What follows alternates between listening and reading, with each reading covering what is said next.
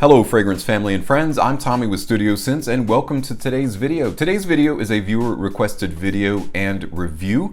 I was on the Jensen's forum, I just posted a video and someone came up and said, hey, can you review Givenchy Pi? And I was like, sure. So when we return, we're going to take a look at a classic men's fragrance, talk about why you should own it, why I own it, that and more, so stay tuned.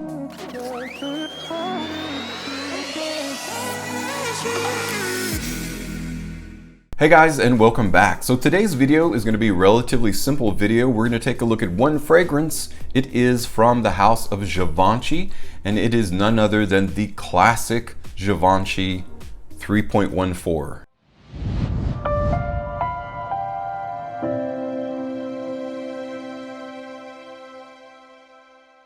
Givenchy Pi is a fragrant, woody, aromatic fragrance for men. It is a classic fragrance. It's been around since 1998. Of course, the nose behind the fragrance is none other than Alberto Moria, a very well-known master perfumer that has created a ton of fragrances. Now, this is a day that he was having an on day. Now, some of his fragrances are, even though he's created a ton of iconic fragrances, nobody can argue that.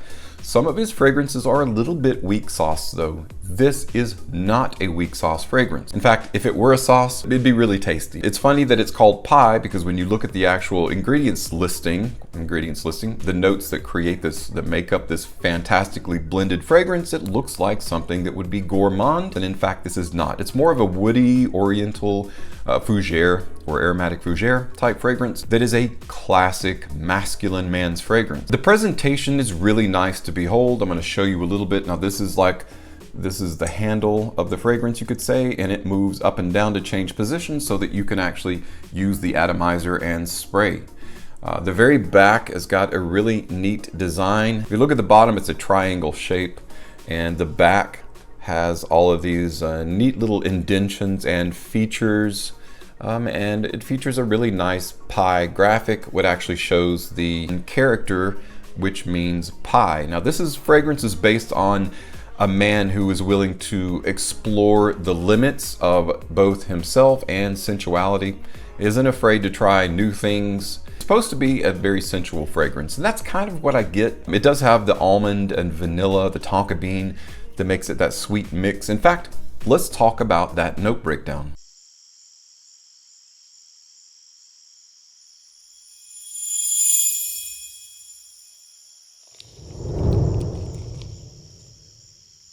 The composition of Givenchy Pi opens with aromas of basil, rosemary, tarragon, and mandarin orange. Its heart encompasses neroli, geranium, lily of the valley, and aniseed, while the base notes include vanilla, tonka bean, cedar, benzoin, almond, and brown sugar. That's quite a composition, extremely well blended. The juice is a kind of a yellowish color, kind of a taupe yellow color. This kind of gives you an idea of what you're looking at. Now, what's interesting about this fragrance though, is even though it is a kind of a woody oriental type fragrance, it's also very lush and green. So this is what I would call a morphing fragrance. So what you get in the top is not at all what you get in the heart, and not at all what you're resting on in the base. I'm going to spray it on a tester strip and kind of give you an idea of what I'm talking about there. It's a really good atomizer.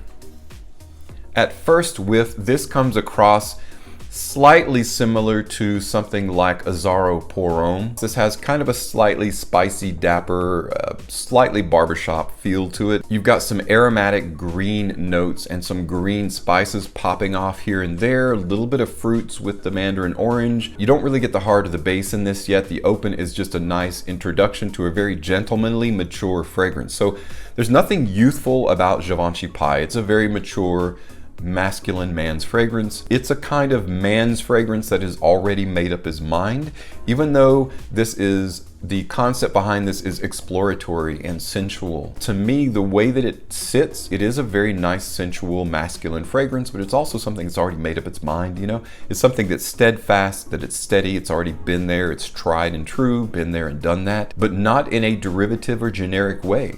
really stands on its own, and that's what I really feel is classic about Givenchy Pi. So while I feel the open of Givenchy Pi is decent, it's not at all what sets it apart, and not at all my favorite part of the fragrance. My favorite part of the fragrance, when those spices start popping off and that heart and that dry down start blending together, the alcohol starts evaporating, and those sensual, dark, vanillic, almondy, slightly resinous notes start coming to the fore. So you get that sweet, warm benzoin along with the sweet tonka bean and the vanilla.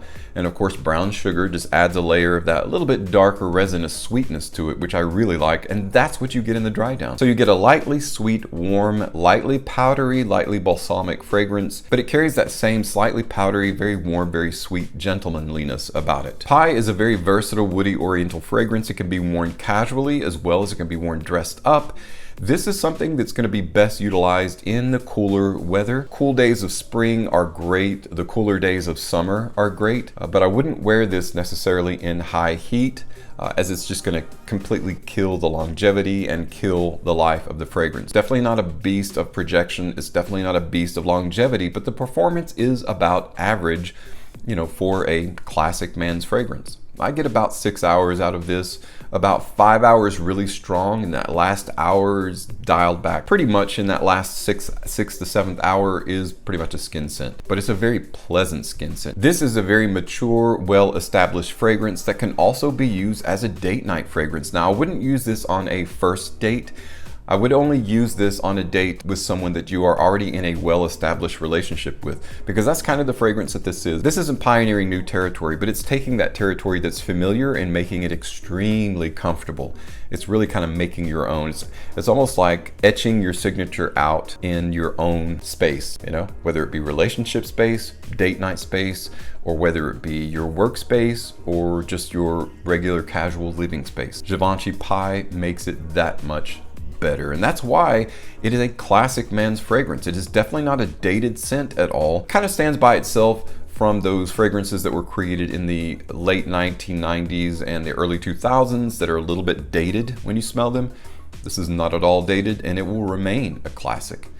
And especially at the price that it's going for, and I did put a link in the description below if you're interested in picking this up. If you don't already own it, I highly recommend checking Givenchy Pi out. Well guys, that's it for my review of Givenchy Pi. I think it's a fantastic classic man's fragrance and belongs at every man's shelf, especially if you like those fragrances that are not only slightly gourmand, but also have those fresh herbs and spices in them. Anything with aniseed, rosemary, basil, brown sugar, almond, vanilla, I mean, the tonka bean, it's going to be such a rich mix. So it combines those and makes a very aromatic, woody oriental fougere for men. And that is Givenchy Pi. Thanks so much for stopping by and checking out today's video. As always, thank you so much for your support on my channel. I'm Tommy with Studio Sense, and I'll see you tomorrow.